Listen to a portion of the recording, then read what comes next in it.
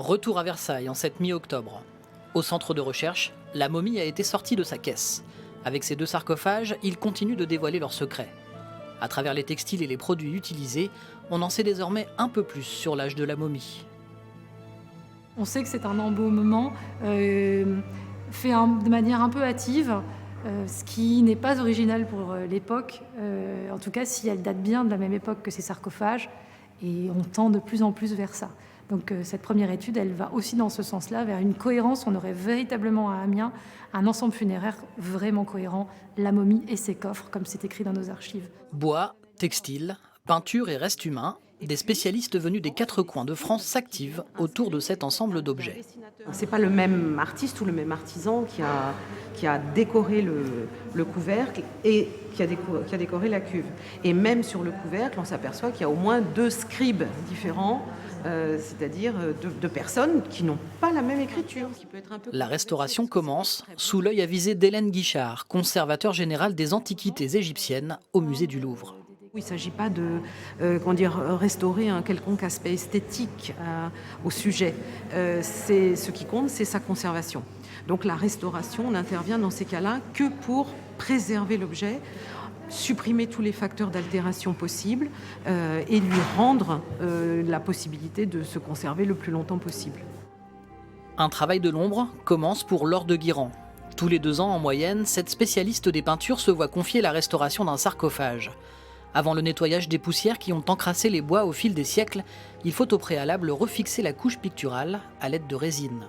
Les 4 éléments qui constituent ce cercueil sont polychromes, ce qu'on appelle polychromes, donc avec plusieurs couleurs, et sont peints avec une couche d'enduit sur le bois, une couche de préparation et les couches colorées. Et en fait, le problème qu'on a sur l'ensemble, c'est des soulèvements de ces éléments-là, donc qui risquent à terme d'être perdus.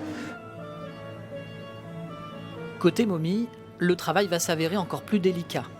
Identifier et réparer les tissus qui entourent la dépouille et stabiliser certaines parties organiques. Une restauration atypique car il ne s'agit pas d'une œuvre d'art, mais bien d'un corps humain. Travailler sur des momies comme celle-ci, c'est toujours un peu une rencontre. Enfin, on arrive dans l'intimité d'une personne qui a vécu il y a 2500 ans avant nous. C'est quand même assez émouvant et très privilégié. Donc il y a toujours une petite étape où on fait connaissance en fait. C'est toujours très particulier de rentrer comme ça dans l'intimité d'une personne. On met parfois du temps à se permettre de soulever un textile parce qu'on n'est pas sûr de la résistance mécanique et puis aussi parce que il y a une forme un peu d'intrusion quelque part. Donc c'est un temps long en fait de travail pour s'approprier le matériau, la sensibilité du matériau et le ressenti de son état de conservation en fait. Voilà, tu as les linges collés sur le corps, les linges au contact de la momie supposée fixe et les linges mobiles. Et je pense que lui il rentre dans cette catégorie. Et que le seau qu'on a dessus, tu vois, qui tend un peu à se décoller d'ailleurs. C'est une formule de protection, qu'Amon Rey lui donne la vie. Un temps d'échange entre professionnels qui permet aussi d'approfondir les recherches sur les techniques d'embaumement de cette période égyptienne. Poumons, foie, entrailles, cerveau, les corps étaient alors entièrement vidés, à l'exception d'un organe. Le cœur était cet organe un peu sacré, enfin très important, qu'il fallait laisser dans la momie, ou avec la momie en tout cas, parce que c'est le cœur qui va témoigner pour ou contre le défunt devant le tribunal d'Osiris. Donc c'est vraiment quelque chose de très essentiel. À ce stade, l'état de la momie ne permet plus d'être replacé dans son sarcophage. Pour la conservatrice du musée de Picardie, il va donc falloir repenser la scénographie de ces objets pour les présenter au public.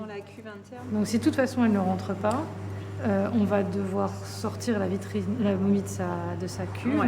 Donc on peut peut-être en profiter pour avoir des textiles un peu plus déployés. Exactement. Faisons d'un défaut un avantage. Car à Amiens, en ce début décembre, de grands changements s'amorcent dans l'aile archéologie du musée. Les équipes s'attellent à déplacer et archiver les collections mérovingiennes afin de laisser plus de place et d'accueillir comme il se doit le retour de la momie.